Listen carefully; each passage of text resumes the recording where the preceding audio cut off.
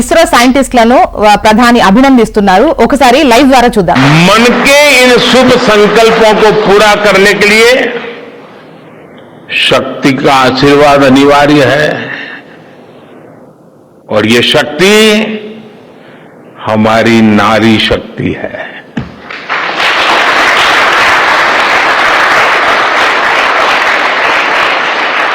हमारी माताएं बहनें हैं. हमारे यहां कहा गया है सृष्टि स्थिति विनाशानाम शक्ति भूते सनातनी, अर्थात निर्माण से प्रलय तक पूरी सृष्टि का आधार नारी शक्ति ही है.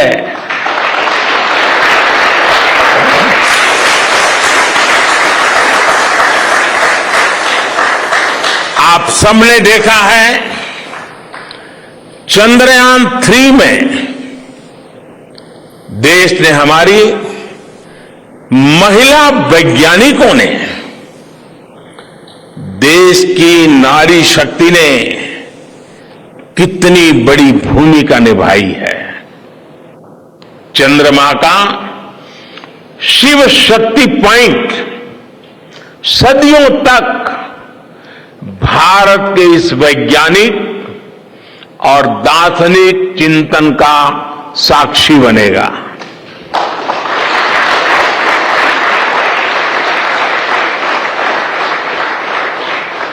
ये शिव शक्ति पॉइंट आने वाली पीढ़ियों को प्रेरणा देगा कि हमें विज्ञान का उपयोग मानवता के कल्याण के लिए ही करना है. मानवता का कल्याण, यही हमारा सुप्रीम कमिटमेंट है. साथियों, एक और नामकरण काफी समय से लंबित है. 4 साल पहले जब चंद्रयान 2 चंद्रमा के पास तक पहुंचा था, जहां उसके पदचिन्ह पड़े थे, तब ये प्रस्ताव था कि उस स्थान का नाम तय किया जाए. लेकिन उन परिस्थितियों में निर्णय लेने के स्थान पर हमने प्रण लिया कि जब चंद्रयान 3 सफलतापूर्वक चांद पर पहुंचेगा, तब हम दोनों पॉइंट का नाम एक साथ रखेंगे.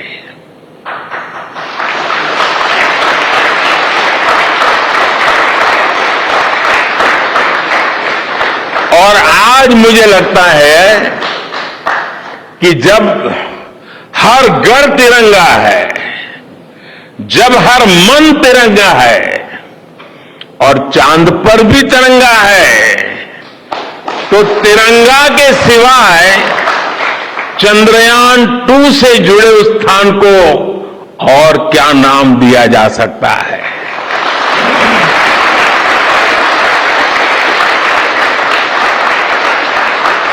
इसलिए चंद्रमा के जिस स्थान पर चंद्रयान 2 ने अपने पदचिन्ह छोड़े हैं, वो पॉइंट अब तिरंगा कहलाएगा.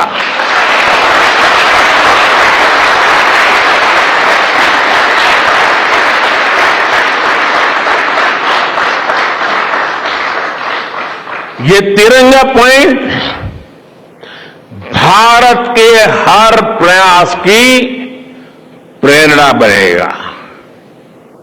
ये तिरंगा पॉइंट हमें सीख देगा कि कोई भी विफलता आखिरी नहीं होती. अगर दृढ़ इच्छा शक्ति हो तो सफलता मिलकर के ही रहती है। यानी मैं फिर दोहरा रहा हूं, चंद्रयान 2 के पद चिन्ह जहां है, वो स्थान आज से तिरंगा पॉइंट कहलाएगा।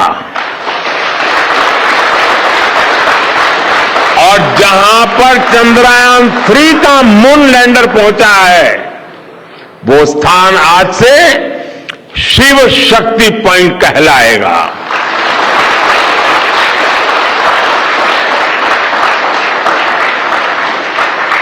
साथियों,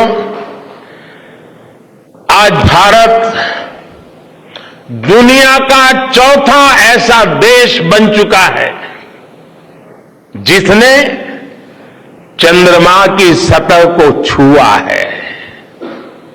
ये सफलता तब और अधिक बड़ी हो जाती है जब हम ये देखते हैं कि भारत ने अपनी यात्रा कहां से शुरू की थी।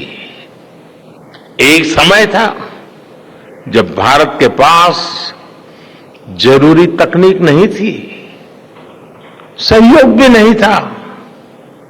हमारी गिनती थर्ड वर्ल्ड यानी थर्ड रो में खड़े देशों में होती थी। थर्ड वर्ल्ड थर्ड रो में खड़े हुए लोगों में होती थी। वहां से निकलकर आज भारत दुनिया की 5वीं सबसे बड़ी अर्थव्यवस्था बना है।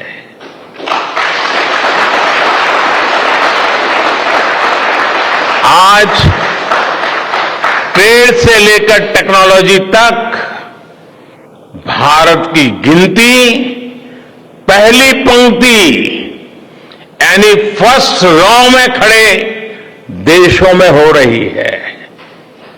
यानी थर्ड रो से फर्स्ट रो तक इस यात्रा में इसरो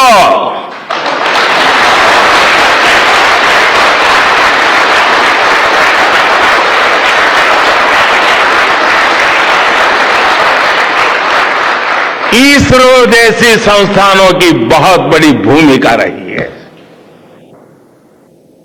आपने आज मेक इन इंडिया को चांद तक पहुंचा दिया है।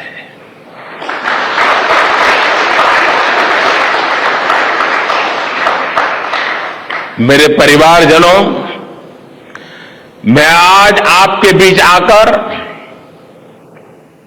विशेष तौर पर देशवासियों को आपकी मेहनत के बारे में बताना चाहता हूं। जो मैं बातें बता रहा हूं आपके लिए नई नहीं है, लेकिन आपने जो किया है, जो साधना की है, वो देशवासियों को भी पता होना चाहिए।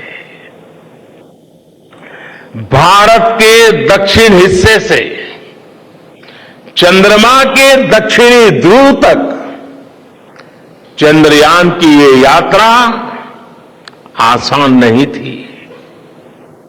मून लैंडर की सॉफ्ट लैंडिंग सुनिश्चित करने के लिए हमारे वैज्ञानिकों ने इसरो की रिसर्च फैसिलिटी में आर्टिफिशियल मून तक बना डाला।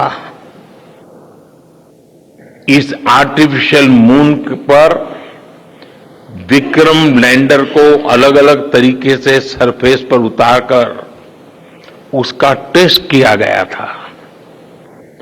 अब इतने सारे एग्जाम देकर हमारा मून लैंडर वहां गया है, तो उसे सक्सेस मिलनी ही मिलनी थी।